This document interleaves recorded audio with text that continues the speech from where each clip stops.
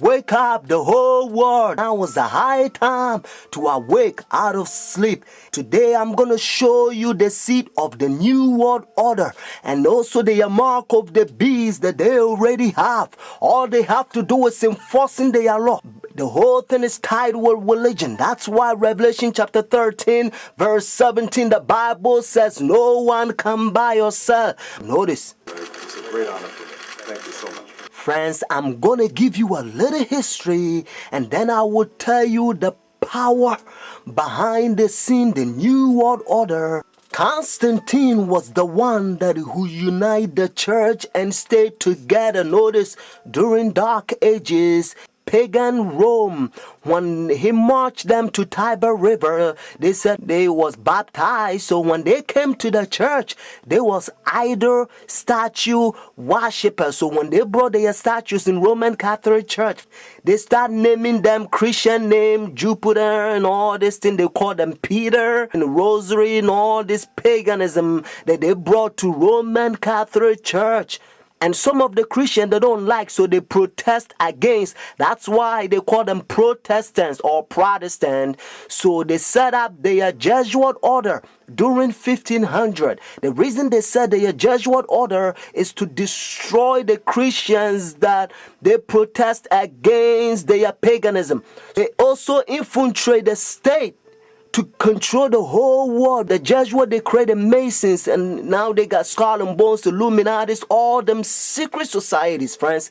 They control the whole world. And what is Obama and all them powers, they all belong to secret societies. I love everybody. I don't have a choice if I want to go to heaven, but I got to tell you the truth because the whole thing is tied with Bible. The church and state is going to unite in the last days and they will bring the mark of the beast that the Bible says. So notice. You came from the conference I did, your old country. Yes. And it was successful. Successful? You have some decisions. It's not so easy in this process. The Iraq War has been another foreign policy challenge, beginning with John Paul's papacy. Other foreign policy priorities for Benedict include pushing for peace in the Holy Land and decrying rising secularism in Europe. He's also been quietly working to establish relations, something that was not possible during the last papacy, largely because of John Paul's role in the fall of communism in Poland. The Chinese obviously didn't want John Paul II running around China doing the same thing. Pope Benedict is not that kind of a threat to China. Most of the time, in places around the world, Vatican diplomats work outside the spotlight, where experts say they often have an advantage. Some question how much government leaders of today truly listen to what the Pope has to say. And that, observers say, is a moral authority that can't be measured by economic strength or military divisions. A moral authority Benedict hopes to draw upon when meeting with U.S. officials and speaking before the United Nations. I'm Kim Lawton in Washington. Now we can see a new world coming into view. A world in which there is a very real prospect of a new world order. Pope Benedict XVI is calling for a new world financial order. A document entitled Charity and Truth was released just hours before the G8 summit. Friends, the Jesuit order, they also infiltrate every religion, especially Sunday churches. That's why Revelation chapter 17 called this power whore. Notice, the mother of harlot. Jesus Christ is the one who died for the whole world and he's drawn everybody to himself. But this power, they don't want you to go to Jesus Christ. They want you to go to them and confess your sin to them. So notice what Revelation chapter 18 says. And they also infiltrate the kings, presidents. So notice.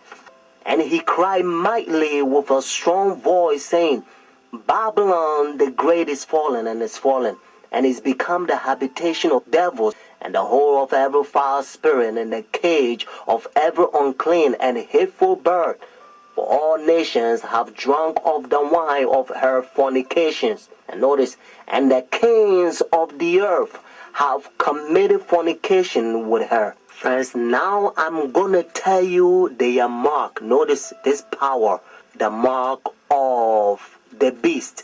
Because notice, if the Bible says the mark of the beast, means this power has a mark. The beast is a language that God is using for this power. And they themselves, they says in their own book, the book of Catechism, the old version, notice, they says Sunday worship is their mark of authority.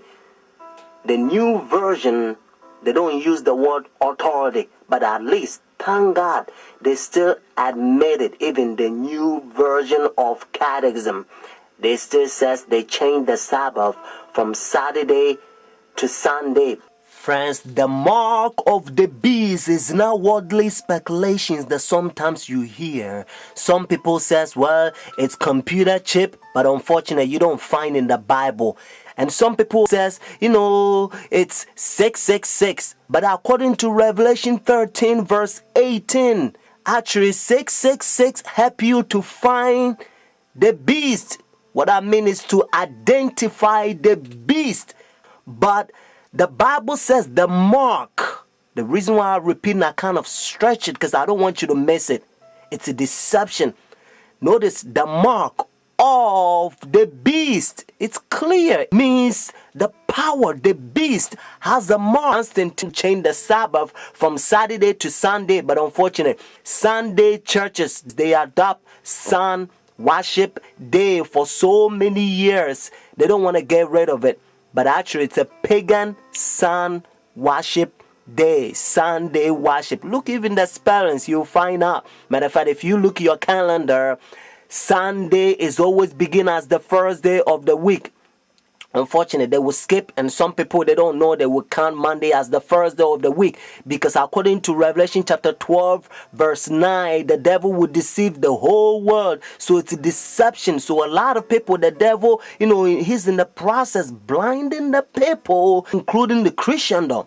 Friends, if you go to church Sunday, notice the first day church, now you don't have the mark of the beast according to Revelation 14 and 13 unless the law is enforced. That's why now you hear different country, they try to forcing the people to not sell or do anything on Sunday because they try to enforce the law. But according to Bible, notice United States is the one who's going to cause the whole world to worship the beast. Their sun worship day means Sunday worship according to Revelation 13. So whenever United States enforce the law, then every country also going to enforce because they control the whole world. Every president on the Roman Catholic Church. Friends, Saturday is always the Sabbath, the seventh day of the week. Notice, and again, it's always Saturday. And that's why the Bible says the seventh day is the Sabbath.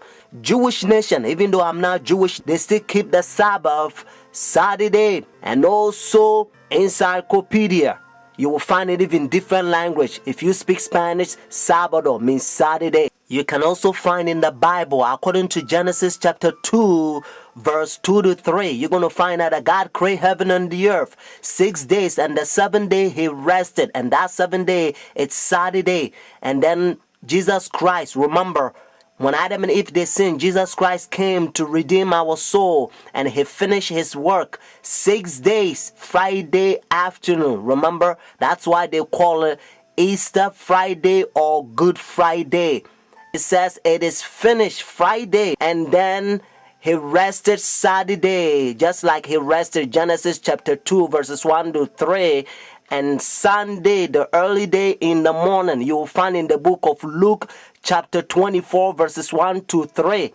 You will also find in Luke chapter 23 verses 50 to 56. The seventh day is always Saturday until Constantine 321. He changed it from Saturday to his own pagan sun creation worship day. The devil behind the scene. You are about to see the power God is going to fill us with his outpouring, just like he did it for the first century, the apostle church. And then we're going to go forward and preach the loud cry. The third angel's message, we're going to protest against their pagan sun worship day, means their Sunday worship. And then Jesus Christ will come, just like Bible says, if the day is not short, no flesh will be saved. But for the elect's sake, means those who take a stand, the day will be shortened. Friends, this is a beautiful time in history, because we only want